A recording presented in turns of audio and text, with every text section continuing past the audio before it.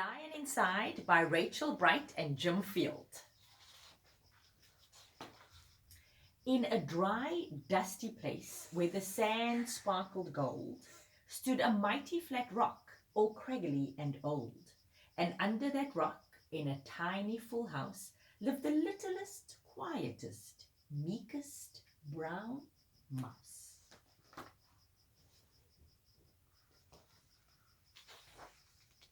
He was so very tiny, so incredibly small, that nobody noticed him ever at all. He got trod on and sat on and missed out for stuff, ignored and forgotten. Yes, mouse life was tough. Ow! Ouch! Poor mousey. Oh dear. Meanwhile, far above on top of the rock, times were quite different. It was Lion O'Clock. This huge, toothsome creatures that made sure everyone saw how important he was by how loud he could roar. What does he look like again? Roar, roar, roar. And another. He was head of the pack. He was shouty and tough. He loved showing the crowd. He was made of strong stuff. Yes, all were impressed by this mighty king cat. If only, thought Mouse, I could be more like that. Can you see the mouse? The mouse is over there. All righty. The mouse shows up every picture. Does he?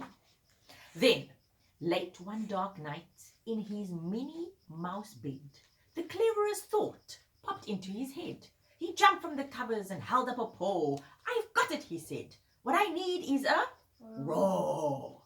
I mean, what if this mouse with the weeniest squeak was a little more and a little less meek? Well, he'd still be the smallest of fuzzy brown mice, but he'd make friends and join in, and life would be nice. Roar. I wonder what he's gonna sound like. Yes, thought the mouse. I must find out how. I will learn how to roar. I will learn it now. But gulp, oh my gosh, there was only one beast who could teach him this thing, but might make him a feast. It was time to be strong, take a chance after all, for ever was such a long time to feel small. Never if I say. So he made himself brave, and he thought like a winner. He set off for the top, hoping not to be dinner. It felt like the scariest thing he could do, but if you want things to change, you have to change you.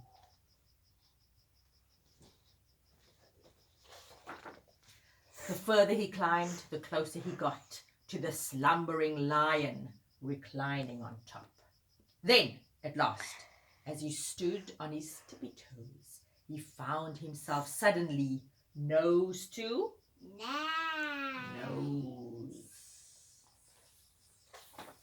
nose.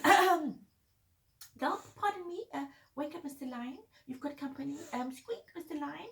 What I've come to you for is Squeak. Do you think you could teach me your roar? Eh? There's a tiny small mouse, nose to nose with the lion. A silence befell that twinkling plain. Lion opened his eyes and puffed out his mane. Time slowed right down. Why, it felt like a week. Then he opened his mouth and he let out a Squeaks. You will see it now, won't you? Yeah, the deer is a little bit scared. The lion was shaking his paws, all a fumble. He was backing away with a scrambling tumble. Don't hurt me, he whimpered. Oh, trying to be nice. Well, my goodness, this lion was frightened of mice. Don't worry, Mouse peeped. I'm a friend, not a foe. Let's rock this together. We'll have fun, don't you know?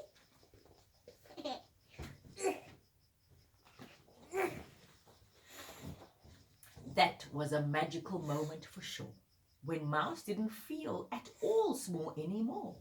He had found his true voice and learned to speak out. And for that, you don't need to roar or to shout. And from that day and always, the two were a pair. They both liked that rock better now that rock was to share. The mouse, while still little, felt big in his head. And Lion, he still roared, but with laughter instead. Wait, give me here. Ha, ha, ha, ha, ha. And then it's 5.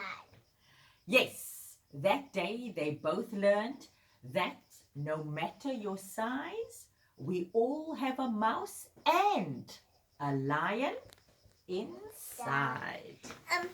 That thing looks gross. Okay, Kristen. And that was The Lion Inside by Rachel Bright and Jim Field. Have a good night. Night, night. Night.